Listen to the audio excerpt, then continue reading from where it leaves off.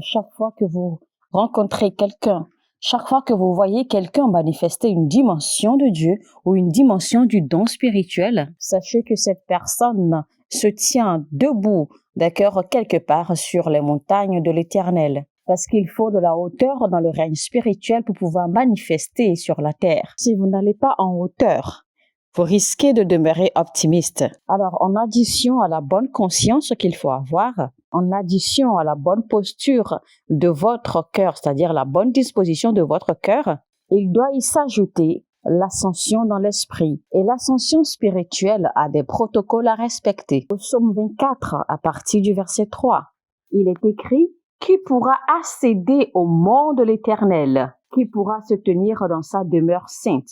C'est-à-dire que c'est ouvert à tout le monde, c'est permis à tout le monde. Mais qui pourra y accéder? Je peux vous dire que la plupart de vous qui m'écoutez, ou la plupart de nous tous, eh bien notre saison de manifestation est déjà passée il y a bien longtemps. Parce que des visions et des révélations que Dieu vous a données, que Dieu vous a fait voir, déjà à 19 ans, vous auriez déjà pu prendre charge ou prendre le contrôle de votre territoire, de votre pays. À vos 21 ans, vous devriez déjà avoir de l'impact sur le plan national. Mais voici qu'aujourd'hui, vous êtes peut-être déjà à vos 38 ans et vous ne manifestez rien. Sachez que cela ne dépend pas du tout de Dieu. Cela dépend plutôt de quand ou à quel moment vous accédez au mont de l'Éternel. Et si jamais vous arrivez maintenant en cette saison à accéder, eh bien de choses étranges vont se produire. Et si vous n'accédez pas, vous allez demeurer en bas de la montagne pendant longtemps. Souvenez-vous qu'il n'est pas écrit que vous avez accédé au mont Sion. Il a plutôt dit: vous êtes venus au mont Sion. Quand vous venez au mont Sion en Christ, il est de votre devoir maintenant d'accéder de par le Saint-Esprit. Voici la façon dont vous accédez avec le Saint-Esprit.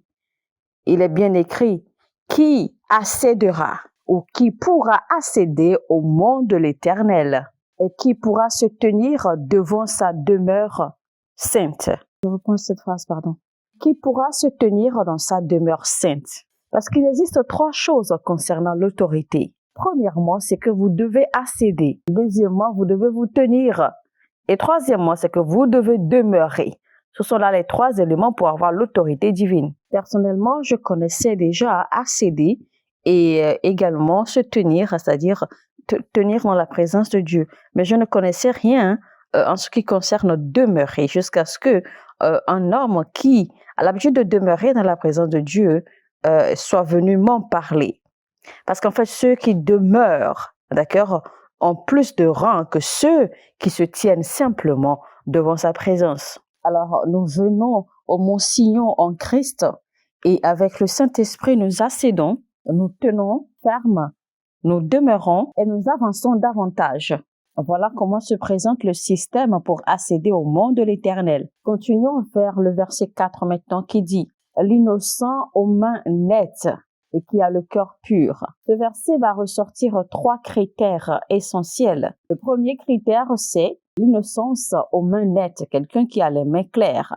Et cela parle de la justice et de l'intégrité. Cela parle de votre style de vie. C'est pour cela que j'ai l'habitude de vous dire que prier n'a rien à voir avec prier en langue longtemps.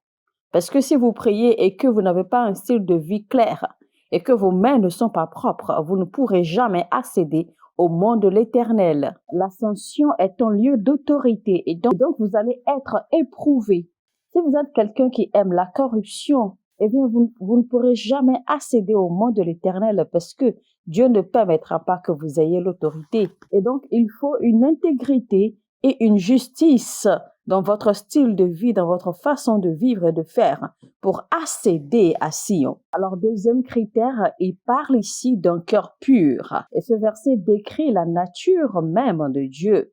Ce verset nous parle ici en fait d'amour, que vous devez avoir un cœur rempli d'amour, un cœur pur, un cœur tendre et doux, un cœur qui soit en mesure d'aimer les frères et sœurs, d'aimer tout le monde. Parce qu'en parlant de l'ascension ici, c'est que Dieu va vous conférer une autorité dans le règne spirituel. Et Dieu ne pourra jamais vous conférer une telle autorité si vous n'avez pas un cœur pur, si vous n'avez pas un cœur tendre à aimer tout le monde. Ensuite, il dit qu'il ne se tourne pas vers le mensonge et qui ne jure pas pour tromper son prochain. Ici, en fait, ce verset nous parle de la fierté ou l'orgueil. Il faut avoir un cœur et un esprit d'enfant pour recevoir le sceptre de l'autorité de Dieu, pour pouvoir émettre ou produire des manifestations. Pour cela que vous allez voir que les hommes qui ont impacté, les hommes qui ont produit d'énormes impacts dans le royaume de Dieu sur la terre, ce sont des hommes qui sont extrêmement humbles. Si vous n'arrivez pas à bien les discerner ou à bien les comprendre, vous risquez de les juger à cause de leur tempérament. Parce qu'il y en a qui s'expriment très vite, c'est-à-dire qu'il y en a qui manifestent très rapidement leurs sentiments ou ce qu'ils pensent. C'est-à-dire qu'il y en a qui sont assez vocaux, pendant qu'il y en a qui sont très calmes. Il y en a qui aiment bien s'afficher, qui sont partout. De la même façon, il y en a qui aiment être renfermés. Il y en a également qui sont assez sociables avec les gens et il y en a qui ne le sont pas du tout. Donc, il faut savoir que cela n'a absolument rien à voir avec leur personnalité. Vous devez simplement arriver à les discerner. Parce que par manque de compréhension et par manque de discernement, quand vous allez croiser un homme de Dieu qui a de l'impact et qui est assez vocal, qui s'exprime très vite, qui est assez courageux et expressif, vous risquez de le juger comme fier ou comme orgueilleux ou arrogant, alors qu'il ne l'est pas du tout. La fierté ou l'humilité se trouve dans le cœur. C'est une posture de votre cœur. Parce que vous pouvez voir bien quelqu'un qui se prosternera pour vous 10 000 fois par jour et pourtant, en son cœur, ce dernier ne vous aime pas. Ce dernier ne vous respecte même pas. Ce dernier est plus arrogant et plus fier que tout. Et donc, les trois éléments qui facilitent l'ascension vers les monts de l'Éternel. Premièrement, c'est la droiture, c'est-à-dire que la justice, l'intégrité, votre style de vie pur. Deuxième critère, un cœur pur, un cœur rempli d'amour. Troisième critère, une âme qui est versée dans l'humilité. Une âme qui est comme une âme d'enfant. Si vous ne possédez pas ces trois critères, ces trois qualités, vous pouvez avoir de parler en langue le plus fort et le plus expérimenté ou le plus expérimental ou le plus explosif au monde. Vous allez demeurer dans la chair.